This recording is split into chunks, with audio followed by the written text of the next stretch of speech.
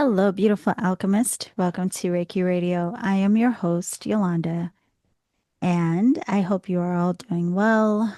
I would love to hear how you are experiencing this new season. We just entered in the Northern Hemisphere the season of spring recently, and the sun also on that day moved into Aries, which is a very different energy than how we started out the year.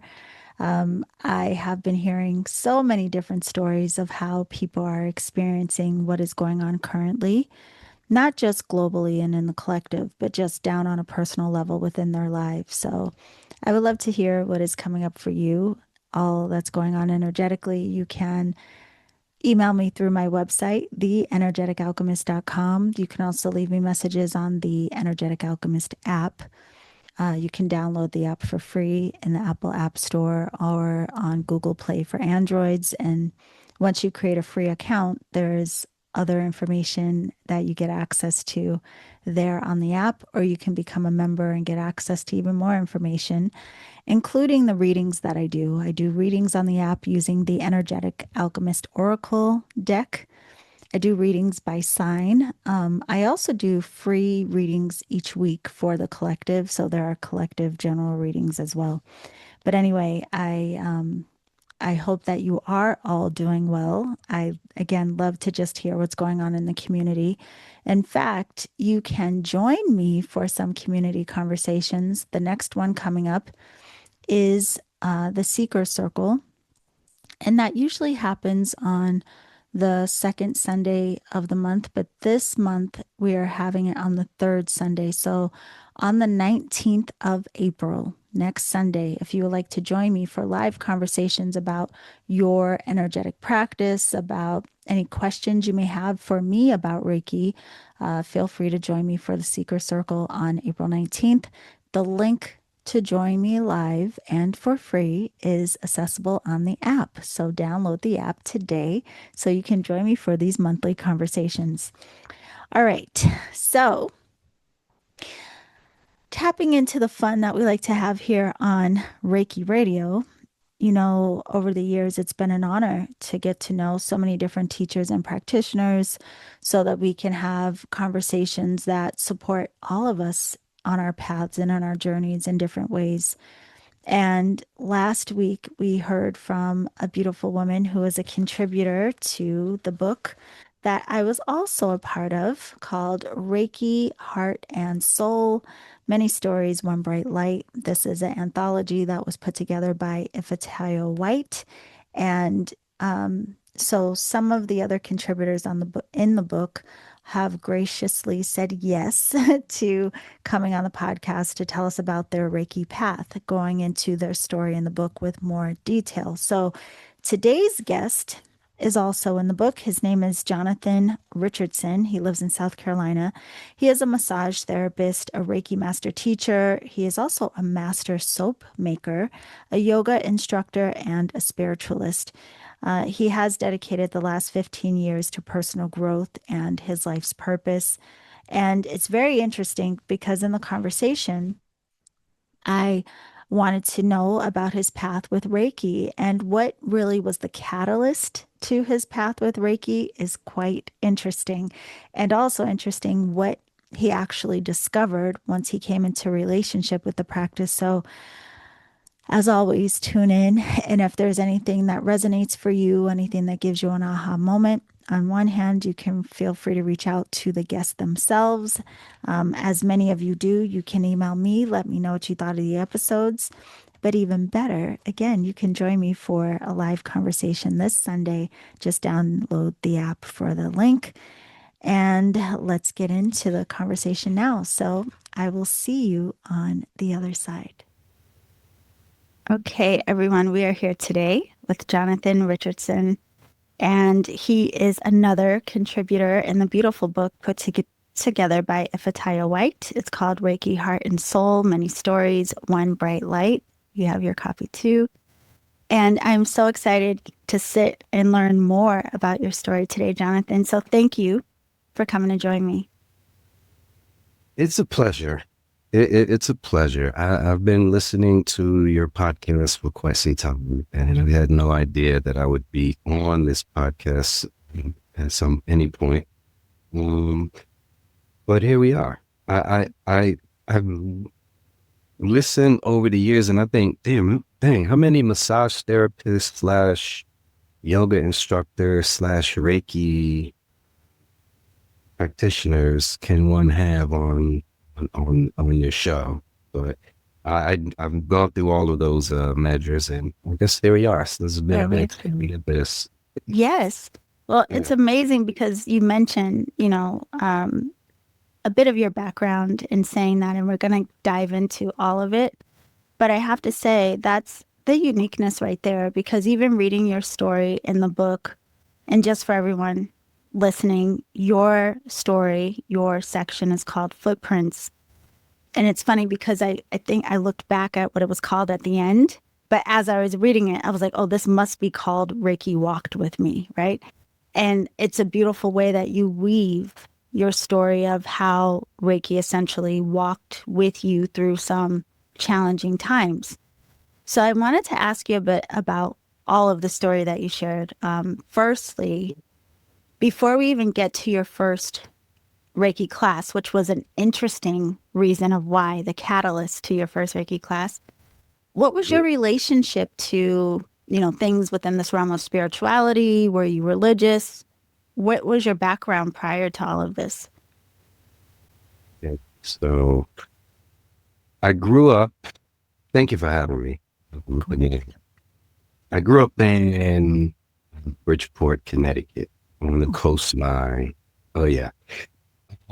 People underestimate just how rough and tough Connecticut is, particularly the little corner of Connecticut that I grew up in. Not only that, but the coastline was like haunted. I mean, there's a lot of spiritual energy in that area. I mean, the house that I grew up in had a lot of stuff going on, Yeah. a lot of activity. So I'm very, very familiar with footsteps, with noises and presence. Some just out of nowhere, something just shows up in the room. I grew up with that. Religious was a bit of a thing. Yeah, the church that we went to, father was a a minister. Uh, uh, uh, Religion was there. Spirituality was woven in there at some point. I think in my early 20s, I became a student of the Bible. Hmm. So, religious through Christianity, but then I discovered Rastafarianism and the mystical side of the prophets, and none of that was unfamiliar to me. Yeah. I knew I had capacities, and it just wasn't fully developed, Right. back then. Because I mean, there was a lot going on. If anyone who can have a successful spiritual walk where I was growing up, salute and kudos to them, because you just had to live and exist in a balance, like a vacuum of violence, Mhm. whether you're violent or not. I wasn't, but it was there, and you just had to combat. You just had to face a lot of that. Yeah. Like, It's interesting you say this. It's making me think of I used to be curious about where all of us, wherever we grew up, the kind of the why around it. Like, what about those areas our souls may have chosen as part of our development this time? And I mhm. also grew up in New England. So I know what you mean about the housing and, you know, so many houses there just feel haunted. Like, Absolutely. and there's so much rich history up there. And like you say, there's a lot of reasoning of why that kind of energy is prevalent in New England, but it's a very real thing. It's a very real thing. And so interesting to hear you say that. But all of that, whatever you studied and what you were drawn into, what you ended up having curiosities about, was it a way of you shaping your own type of belief system, your own practices? Was it just reading and curiosity, or were you also kind of crafting a very intentional way of life? Well, definitely the latter. I was definitely growing in spirituality, Right. um, while reading, while learning, while studying, while walking it. Right. I have this interest in being in dark spaces. Mhm.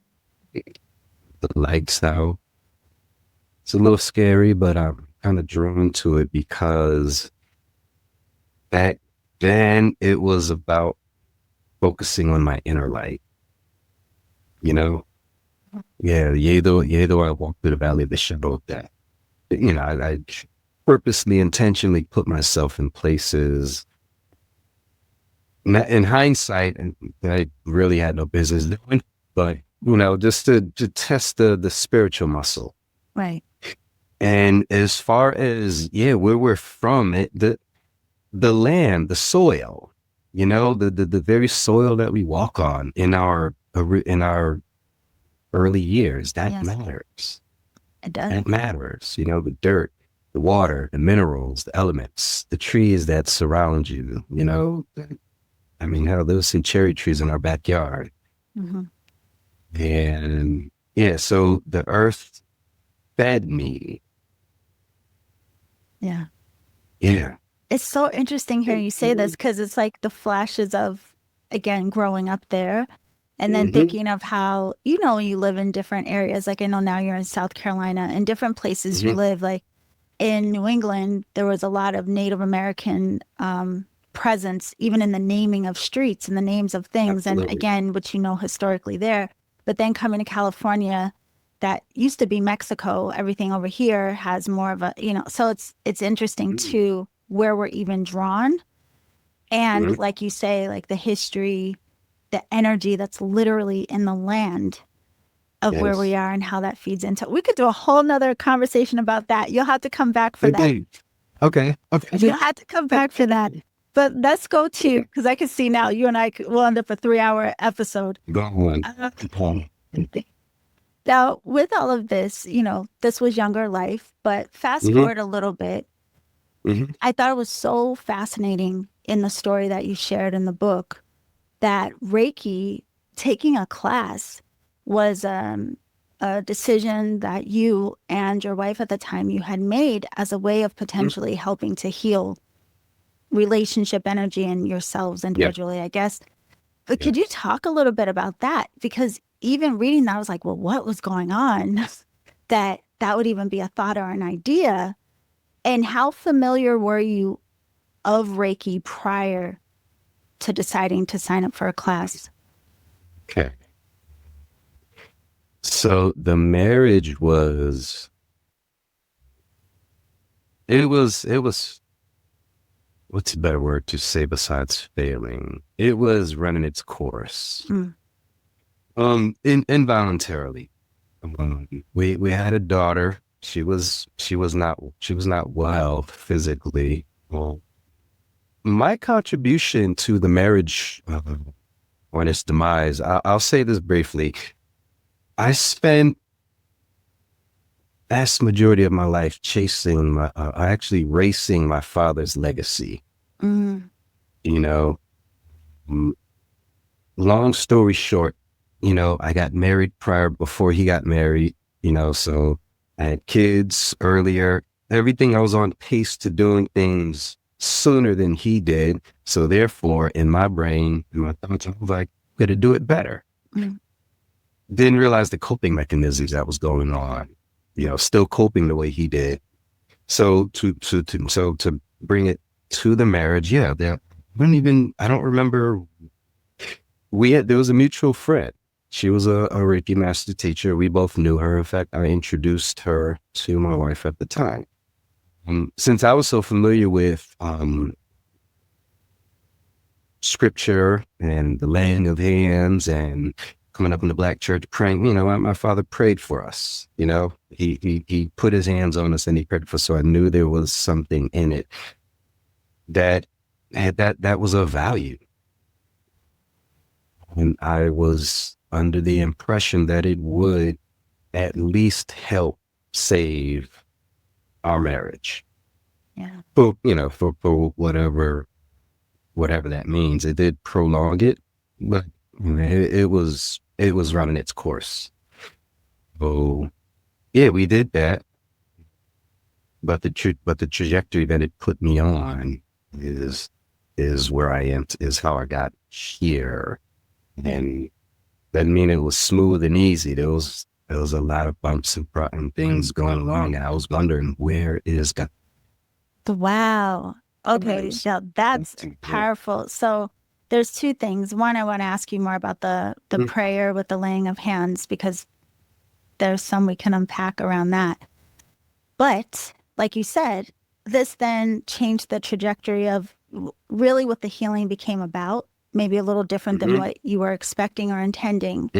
So what's that like? Because a lot of times we may have an expectation or a hope of what different healing modalities will bring to our life or what they'll do for us, not knowing what's actually going to happen.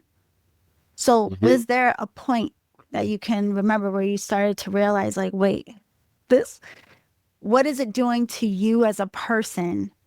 And then what was the effect of that? Whatever this relationship to Reiki, like, how would you describe what that was like in the beginning in a personal way? In a personal way, it was very dark. I mean, it was dark for a very long time.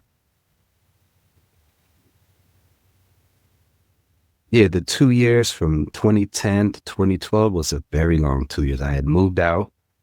Yep. Still trying to maintain a home for myself, maintain presence in another home and visitation and all of that stuff. I'm like, I didn't sign up for this. I didn't sign up for this. And I'm going back 15 years of memory. And yeah, it was just a lot of contemplation, a lot of drinking, a lot of tobacco, a lot of coping, a lot of that going on. What kept bringing me to a center, whether I knew it or whether I felt it or not, was the fact that I still had Reiki. I still had something, if anything. And because it was around that time when I started reading about the chakras, the 7 chakras, and here's where emotions are. I didn't know how to do anything else other than just put myself to sleep with my hands like so. Yes. Because it was 7 days a week of waking up like, what is going on, but there was that remembrance, just do this. I don't know what's going to happen. I don't even know how it's going to happen or, anything about anything like that. But this is what I did that night. And some, right hand on the heart, left hand over the solar plex. That was the position that I assumed night after night, after night, after night, after night. Things have shown up in my dreams, just details. I've been a lifelong dreamer. Yes. Always had vivid dreams and lucid dreams. One dream showed up. I was standing on a high cliff looking at the ocean. No big deal. This is dope. This is beautiful. Listen, that water started coming towards me very slowly, but very rhythmic, very assured that it was going to reach me. Like the water, I knew the water was coming from me, and I just sat there and looked at it. I looked at the water. I turned around because I started thinking, okay, how am I gonna get out of here? How am I gonna get away from this? No, but there was like a deep drop off behind me. So in my dream, I was surrounded. I was tall ridge, water's coming at me. I turned and I just jumped and I knew how to fly. I could fly in my dreams. So I knew I jumped over this cliff and I just floated, landed on the other side. By the time I got to the other side, that water came over the wall, filled that canyon and was coming for me again. I was, well, shit. I felt my heart pacing, excuse my language. My heart was racing like I was in my body, but it didn't feel like I was in my body. Right. All of a sudden, okay, I got to find some place to go. I turned around and there's a cave back. I walked into the cave. I turned around. The water began to swirl in the cave. The water wanted to touch me, Yes. period. And I did everything in my power to prolong it, but I was in the cave and his water, his encompass is swirling towards me and it just surrounded me. And I just sat there in the water and then I woke up. Wow. That was happy. But, on the other side, I shared it with some of my friends, and I was also dabbling with ATR, like African traditional religions. Yeah. That's another part of my growth, learning, the elementals, the elements, the Yes. Orisha. Okay, Yemaya clearly wanted to put her hands on me. Well, that was another thing I was going to ask you was not about the African traditions, but about the water. So when you did come out of it, did you have a sense or was there something in you that just knew what that water was, what was trying to touch you that you were clearly trying to avoid? Like, did that come into your awareness when you woke up or did you ever have a sense of what that was really?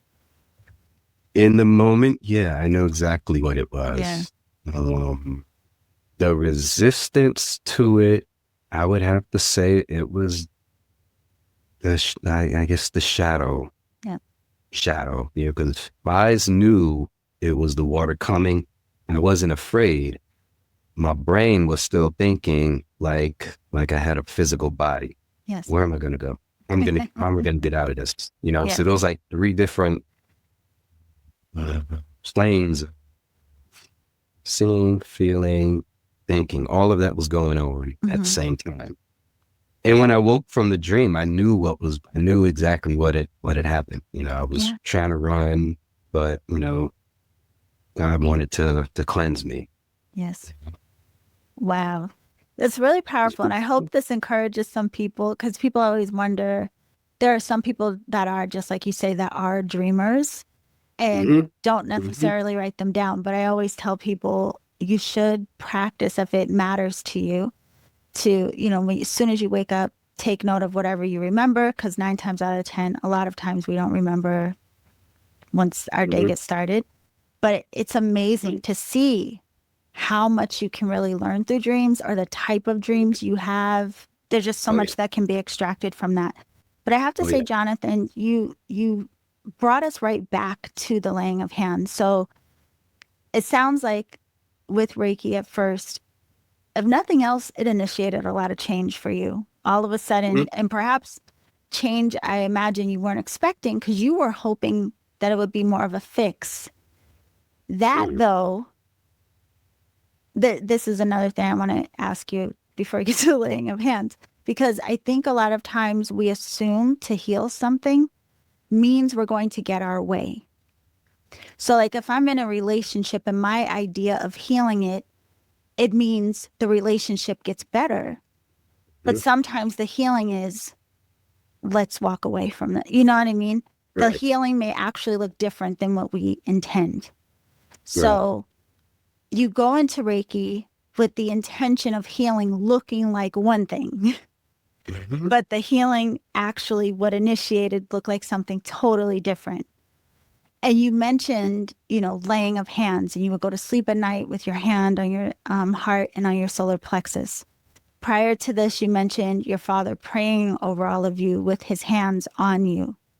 So I want to ask you about that. One, what do you think about that in terms of being in the realm of healing for so long? our idea of what healing is going to look like versus what happens.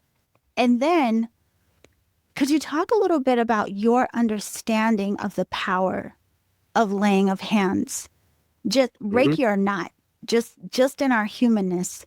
What have you realized in that? Oh boy. When I was going through my massage therapy course, what hit me was, I believe touch is the first form of medicine. Mm, It's also perhaps the first form of communication. wow. Yeah. Think about it. Mm, Think about it. It was my relationship with myself is what is actually in need of healing. When I got the Reiki attunement the first time, I just projected it onto the marriage because that was the be all to end all to me yep. at the time. But yeah, uh, bump your head on something. What's the first thing you do before you even think anything? You're rubbing it, right? Right. That's a form of medicine. If you scrape your hand, yeah, that's a form of medicine. Deep cut, what do? You apply pressure. Yeah. That's medicine. You know, Right. um, touch can express compassion. I'll try and pat on the back, support, stability, um, anger, fear.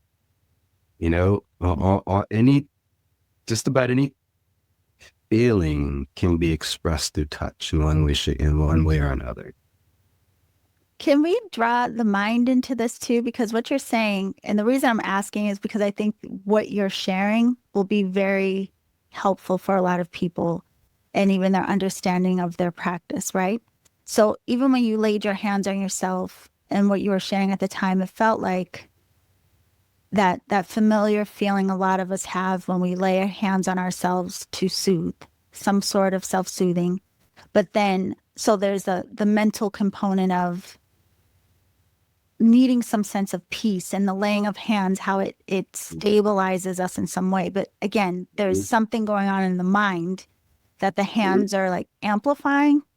And then going back to even with your father speaking words, but laying hands. And then again, like amplifying words, amplifying the mind, intention, whatever, and the hands being an extension of that. And then if you can even share how that kind of correlates with massage, because I don't know, I'm not a masseuse. So, like, I imagine though you may have an intention of helping a person relax or something, even as you're rubbing them, right? So, what do you see, or what do you think about that? The correlation of hands and mind and how they can work together. Let's see. My experience through with it has been a bit of a learning curve because I received Reiki level 2, then so I had 2 different attunements before going into school for massage therapy. Oh, wow. Okay. So it's like my thoughts, my intentions behind my own practice of laying of hands. And this is all hindsight because Yeah. I can say that Reiki perhaps has been one of my best teachers, and we can go into that. And here's how I see that, because unbeknownst to me, the practice of laying hands on myself, channeling Reiki, mindfulness, intentions, it took hold as I was going through school, like the whole 16-month process. We worked through from head to toe, all of the muscles, all of the systems. They never talked about the energetic body, but it made sense to me that we have an energetic body, Right. you know. Um, and I mentioned this in the book. When I got into the practice of massage therapy, this is fun. This was real fun. Um, every session begins with breath work. Breath work. Breathe, breathe, breathe. Well, and I'm breathing along with them. And there was a hand. I mean, I lost count of how many times I would have a Reiki practitioner in the room, Hmm. as a recipient, and they Yeah. would and they would ask me, "Are you using Reiki during your massage?" First handful of times, it caught me off guard because with the scope of practice business. I'm like, oh shit, I shouldn't be. I'm not intentionally doing it. Are you okay? Yes. And they're like, no, I'm a practitioner myself. And I just want to let you know, when you breathe, when you exhale, like, I feel it, and the whole room just fills up with Reiki, and it's coming from you. I'm like, okay, that cool. Very grateful for that. Very grateful for that. And the lady who eventually gave me the master teacher attunements, she was on my table, and within that first minute of body work, she asked me, "Are you channeling Reiki?" By then, I was like, "No, it's been using me all of this time. It's been showing me what to do, where to go, how to be, you Right. know, in the room, outside the room." It was when I began to contemplate just the existence of Reiki, just being a vessel, whatever capacity. It but it gave me a sense of peace. You know, I can put intentions towards myself as a better person. Like all of it, like the stuff that in theory, I could have, should have, would have had sooner, but it's okay. Right. It's really okay that I got it when I got it, which was, you know, I think you do a great job of explaining because a lot of people have a hard time articulating this piece of it. And you're pointing to it in a beautiful way, how a lot of people describe it as, it cracks us open somehow. And then all of a sudden we become aware of layers of ourselves that we just were unaware of. It may have been there, different stories, different emotions, different, just the way we were interacting or not with ourselves and with life. And then all of a sudden you do become aware in a very different way. And it's a mind-blowing thing, but it almost sounds too simple to sound like it has any significance, and yet it's like one of the most powerful things you could experience. yeah. I, I didn't. I hear that term all the time. Cracked. Mine just felt like a gentle tap over and over the years, over the years, over the years. I mean, it was a drip, it was a tap, it was a nudge here and there. Yeah, and people who give attunements, they'll do one through master all in one session. Well, yes, In I've that, heard of that. Yeah.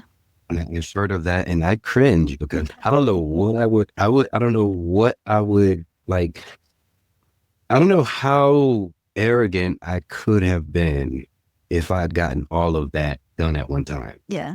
you know? Yeah. Because again, up until recently, up until maybe a year ago, year and a half ago, I had the notion of erasing my father's legacy, you know, because as I got these different attunements, I left every attunement with a certain level of expectation.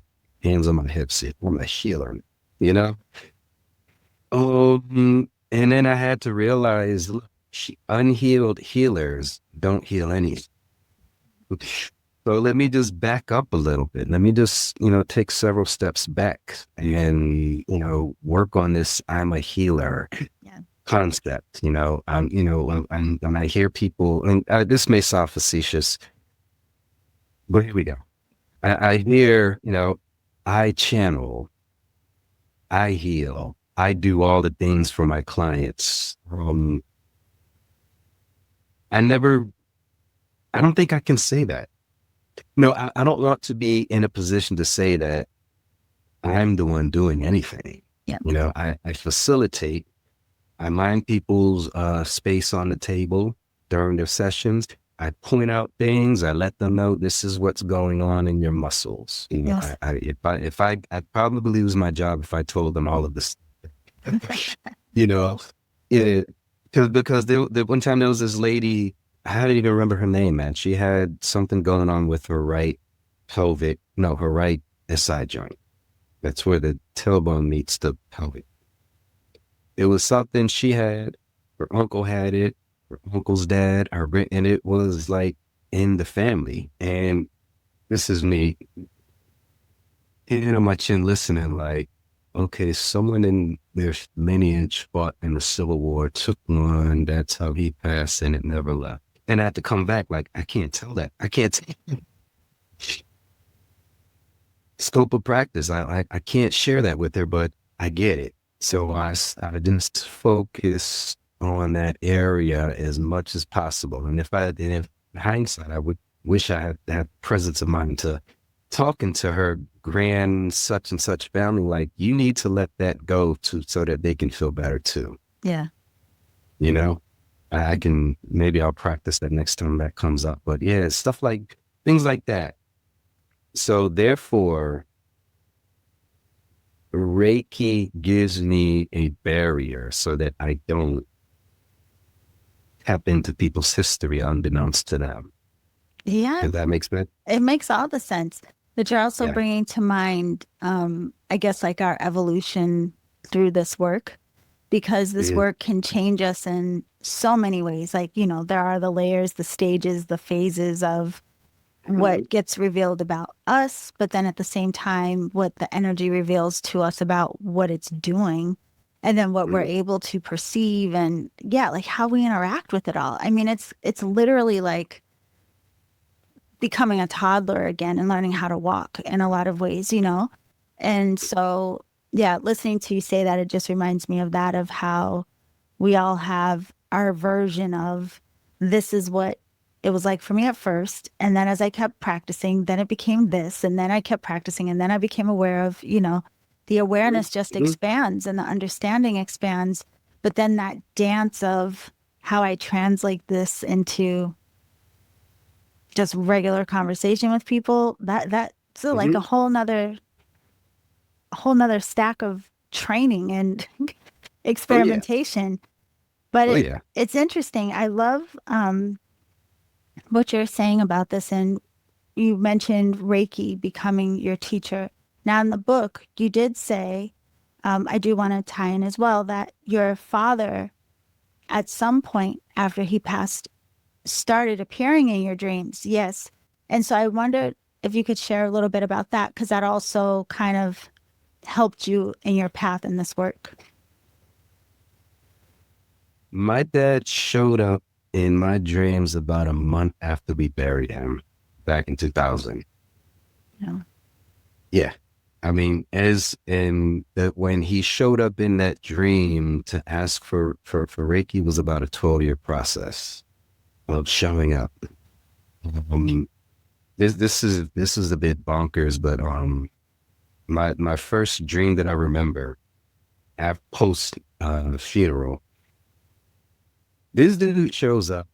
He looks like a corpse. He's in the suit that I witnessed go into the ground.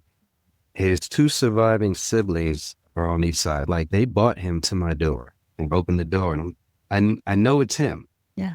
I know it's him. I'm seeing him, like, you're not supposed to be here like this. Yeah. But, you know, I brought him in, sat him on the couch, and he was just sitting in my lap, and I just cried and I woke up. That was the first time. I mean, he felt like a board. I put my hands on his body, and it was the same physical sensation in my dream. Wow. Picture that.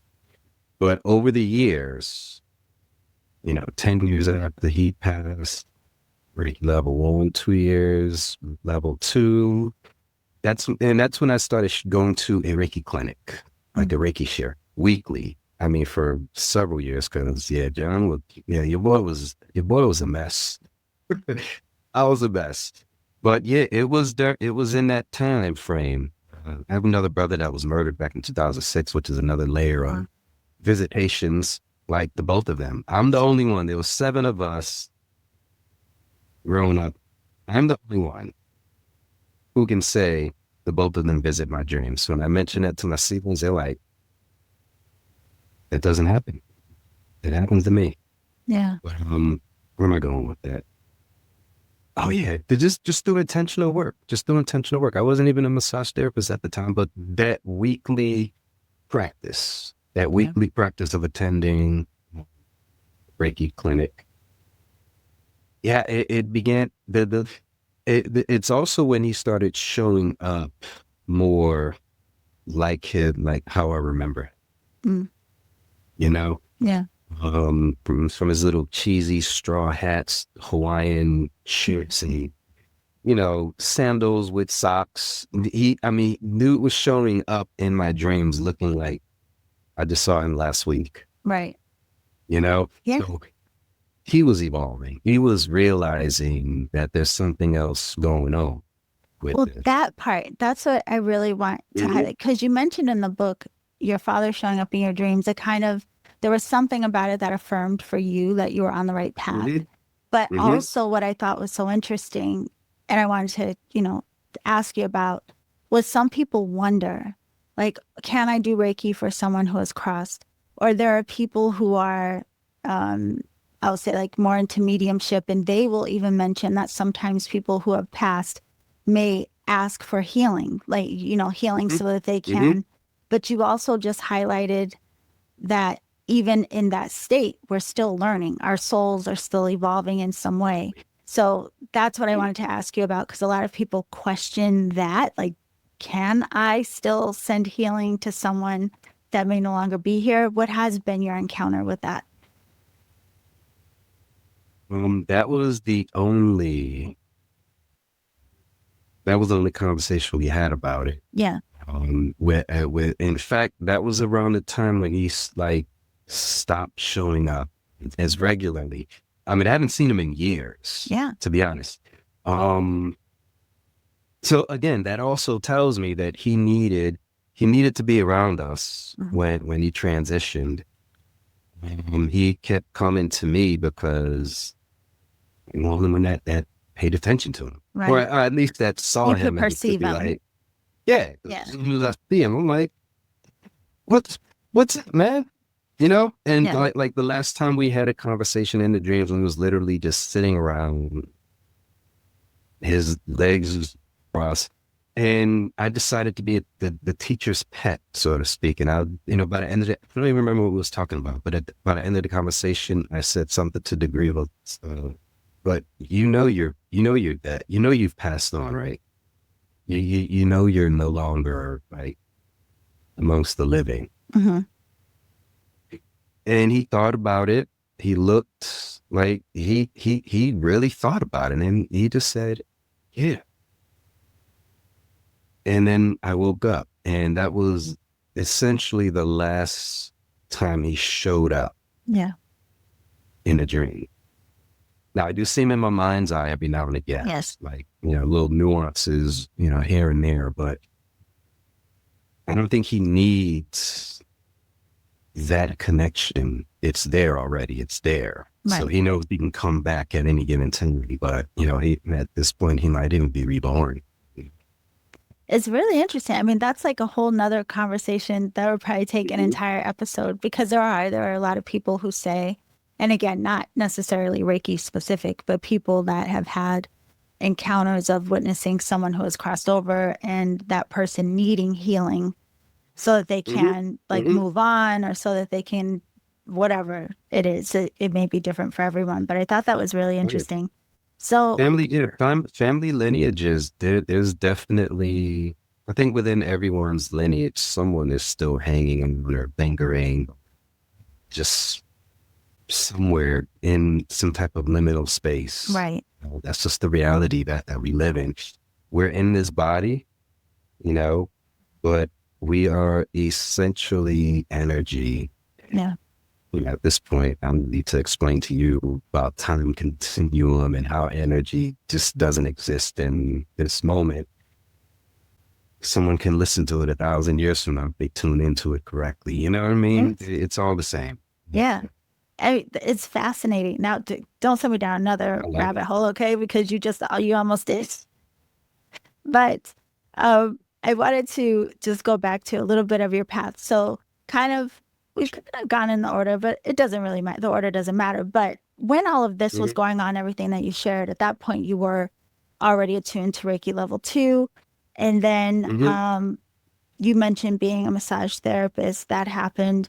You did yoga teacher training. And then it was like, and then you also at some point decided to do the training to become Reiki master teacher level. So I wanted to ask you about that because, again, in everything you shared and what you shared in the book, it was like this realization of, wow, Reiki really held me through some of the most challenging times in my life.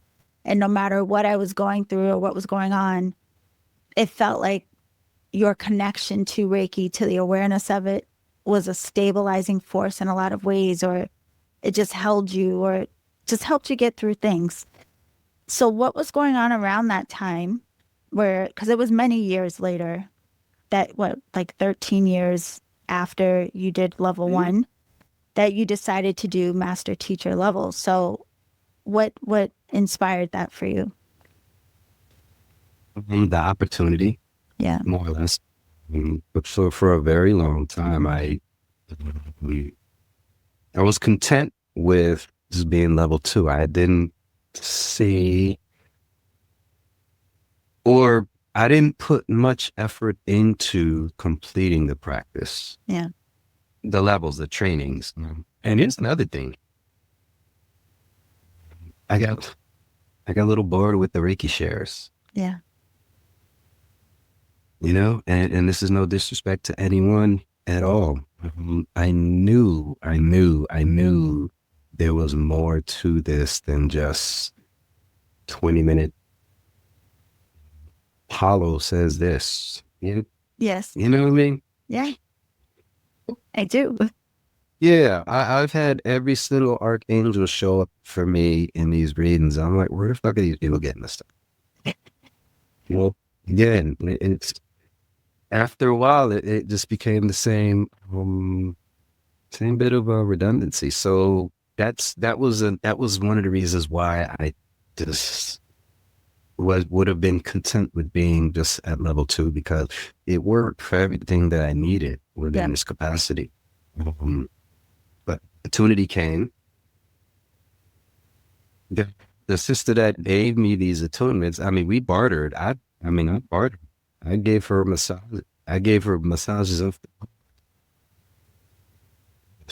multiple times just to get the attunements because the price she asked versus the price that Right. it was a healthy barter. Yeah. And she was pretty dope. I mean, Yeah. but yeah, she gave me that.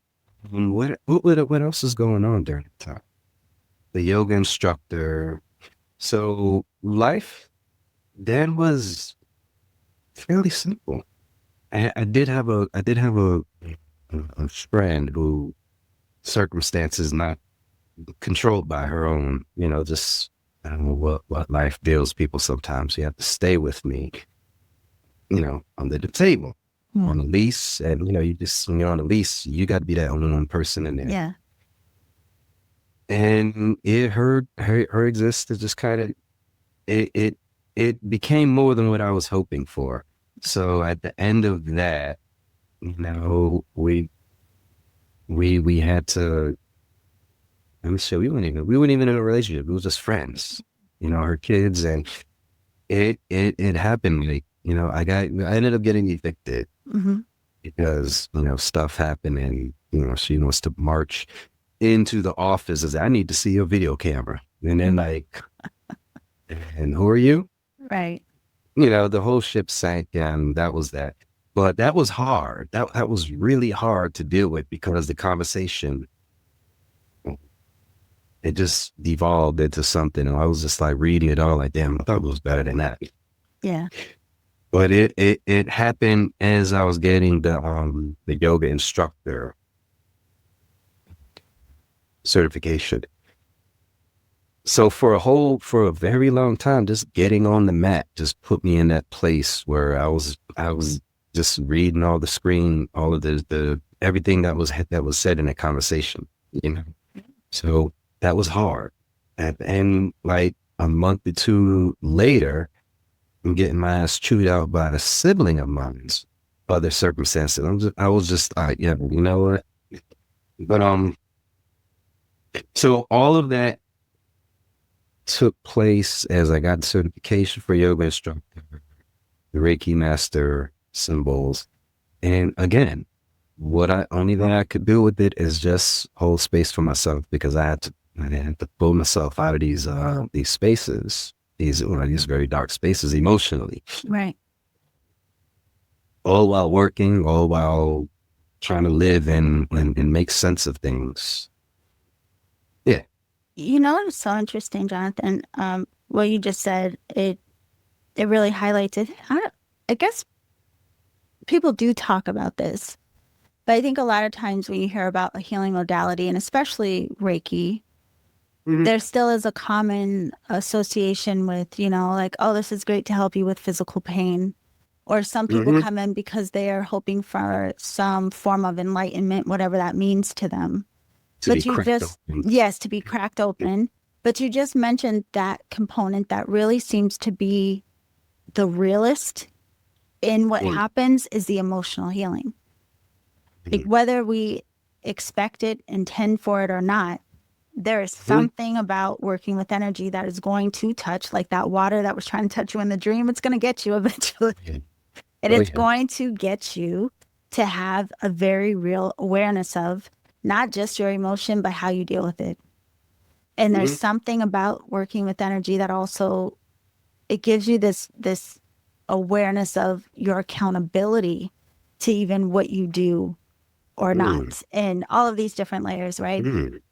So with what you're saying, I'm just curious because again, there was like this 13-year gap between your first Reiki attunement and then deciding to do the level 3. Mm-hmm. Even though you still had things coming up, as we all do, it's a life. We're not going to all of a sudden not have challenges, right? But Right. at that point, hindsight, did you see how perhaps your relationship to all of this was it changing in any way how you dealt with the difficulty? So, like the same thing that happened with your friend, had that happened 10 years earlier, would you have maybe handled it different than you did when it happened, or what was that? 1,000% different. Somebody wouldn't be here It because would have been one of different. us would be, in the system, Yeah, you know, yeah, like for real, for real. Yeah. One of us would be in the system. Um, this is a funny story. It's funny now, but, back in, yes, 2013, summer of 2013, my daughter passed March 2013.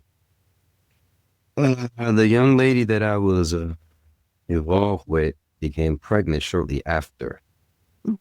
Yeah, so and there's a bit of serendipity to that. She's my best friend now. Our daughter is 12, and we live like we're not together, but we have an amazing co-parenting environment. So Mhm. it's, but the origins of it was back there. Um, I was in a Walmart. And middle of the week, I was pissed at both ex-wife and my co-parent for Yeah. obvious reasons. Most obvious because I wasn't well. Hmm. I wasn't well. Yeah. And there was a moment I was going that later on that night, either I was going to kick someone's door in or pull out my phone and register myself to be interviewed for recruiters at the school for massage therapy. Oh, It was either I do this or I do this. I chose to do the lesser of the two evils, yeah. you know. Well, But okay. Yeah, that was back then. Mm, shucks. How the energy work has helped you deal with things differently than you would have. Yes, that was yeah, okay. Yeah, it was working for me back then too. Right. Um, in a very subtle way. I didn't, and I didn't think about that until just now. Now that you Yeah. mentioned, energy working and working in very subtle ways. Yeah, I mean, I bet it could take it could take a running water drop to make the Grand Canyon. Yes. So time doesn't exist when it comes to improvement, pollution, and evolving. And even in that moment way back when, there was a little drop of wisdom Yeah. that to reshape things. But yeah, moving, to 2022 or 23, I forget what year it was, probably 22. Yeah, ooh, when they were blasting me, I wasn't responding. I Yeah. wasn't replying. I didn't match their energy, what they were doing. So that was, I take that as a credit to myself. Because I just, as they were in there, as they were in their space, I was reading the text messages like, none of this has anything to do with me. Not, they can say what they want. It hurts. I'm gonna take these blows for the team Yeah. because I know what I have in my arsenal. I can get past this. My concern eventually led to being concerned about them and, how are they? How are they going to get through this? Well, see, now that's the interesting part because when you go back to the story of having this awareness of I can either respond this way or that way, I think that's one of the big things, again, talk about emotional healing, right? But with that, we start to have that very clear awareness of I have more than one option here. Whereas prior to doing this work, there's often not a reflection of, oh, what should I do? It's just a reaction. It's just an emotionally charged reaction and then Yeah. pay the consequence. This Yeah. work, again, I think it makes us so accountable because it brings very clear before you do anything, Mm-hmm. here are your options. What will you choose? Yeah. But Oh yeah. then Oh it yeah. also, though, I was going to ask you, did it give you any kind of different awareness of, because you seem in what you shared, you highlight the personal accountability. You said a couple of times, like it wasn't, what showed up for me is my awareness of it was me that was hurt. It was me that needed healing. It wasn't the thing that I thought it was me, right? Right. Beautiful. I was going to ask you, does it also give you a different lens of how you perceive people and their suffering? But you even just said, I was looking at these text messages. I'm like, this has nothing to do with me, right? So there's also this power in that not only do we have a bit of humility and grace for ourselves, Mm-hmm. but it also often shows us have some humility and grace for other people too, because we're all doing this human thing that's really, really hard.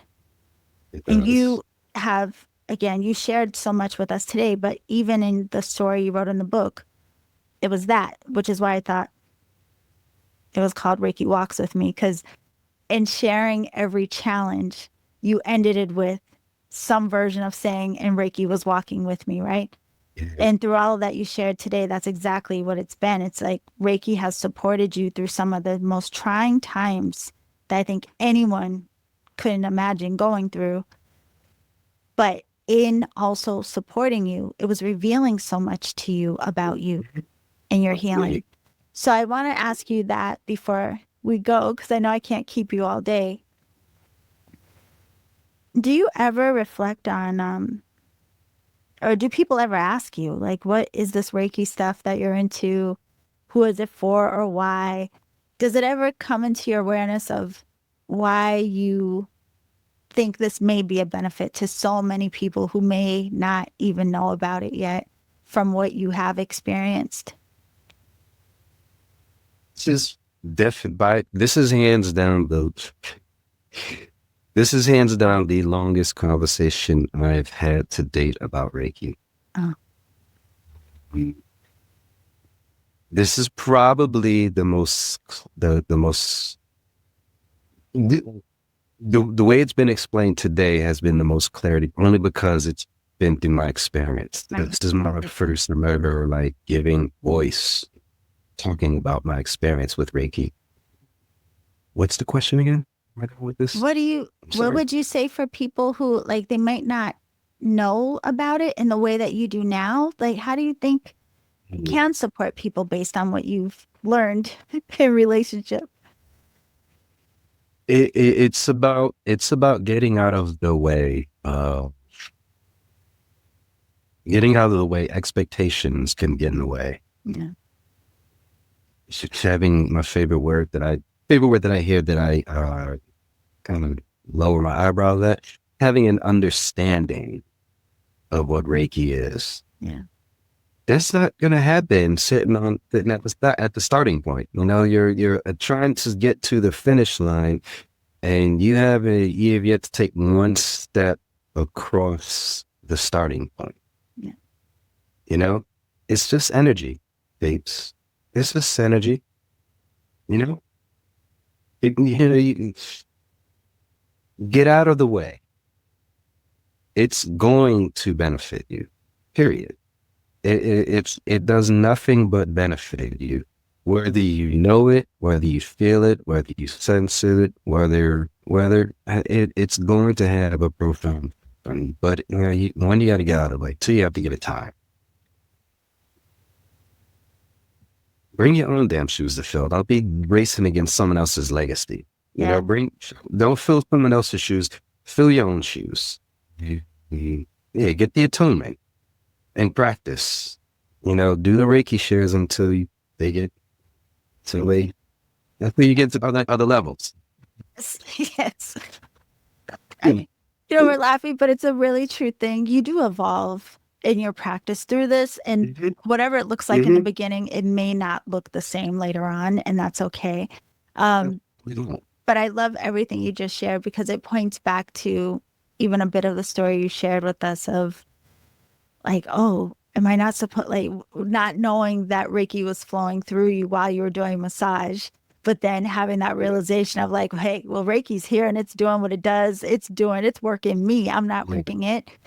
But that's just what it Yeah. is. I think, it's one of those things only through practice we realize how our relationship to life force energy, how it really does work through us and with us.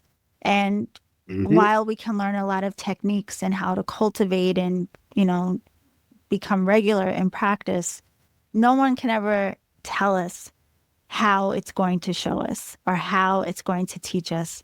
So I love your advice of filling our own shoes, giving it time, getting out of the way, because it's really the only way to understand the beauty of this work.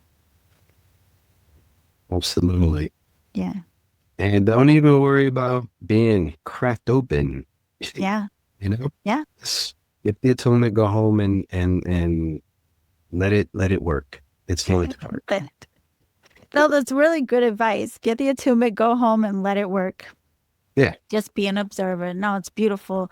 Well, I have to say for everyone, again, this is our second friend that we've had an opportunity to have a conversation with in this incredible book, Reiki Heart and Soul, Many Stories, One Bright Light. This was all put together by Ifetayo White. I will put the link in the show description. But also, Jonathan, I'm so thankful that we got to finally have a conversation. I feel like I just Mm-hmm. had tea with a friend for the first time. But I hope that Ling. you'll come back. Yes, but I hope you come back because I think it would be an interesting conversation to talk about where we land in our early years in terms of the soil we are born onto and where we may be drawn later in life and how that plays into our own stories.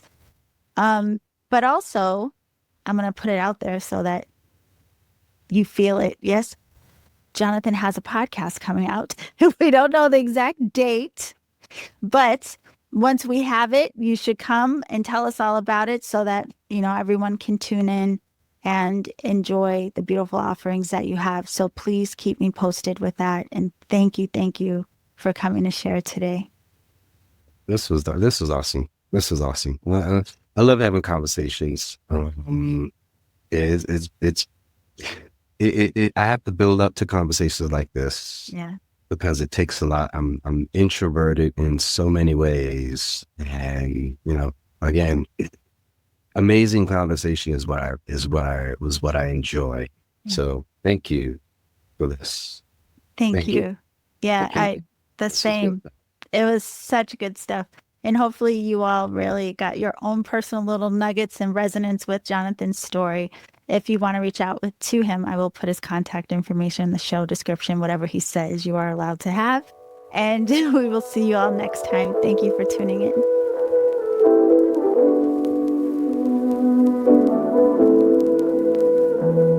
Okay, beautiful alchemist. I just want to thank Jonathan again for taking the time to have this conversation. I had so much fun diving in deeper with you. And like with all of the guests, I never know where the conversation's going to go. So hopefully you all enjoyed all the beautiful insights and interesting nuggets that Jonathan was so generous to share with us about his path and relationship with Reiki. And if you want to know more about Jonathan's story, as well as my story with Reiki and some other practitioners and teachers, be sure to get your copy of the book, Reiki Heart and Soul, Many Stories, One Bright Light by Ifetayo White. The link for the book is down in the show description, and I will check in with Jonathan to see if I can include a way for you to connect with him. I will put that down in the show description. And for all of you, thank you so much, as always, for being here. Be sure to download the Energetic Alchemist app. Join me for free monthly conversations. Also, be sure to check out the readings that I do with the Energetic Alchemist Oracle deck. And speaking of that, if you are someone who's still wanting to learn how to read Oracle more intuitively, or you're someone who has my deck, the Energetic Alchemist Oracle, every year I offer a free Oracle class, and that will be coming up later in this year. And right after the free class, if you really enjoy it, you can join me for Oracle School, which will open in December of this year. So I'm just letting you know ahead of time. So if it's something you've been thinking about, or if you want your own copy of the deck, be sure to grab that through my website. I hope you all have a gorgeous week. Thank you so much for being here with me and chatting with me and Jonathan today. I will see you very soon. Remember to always journey in love.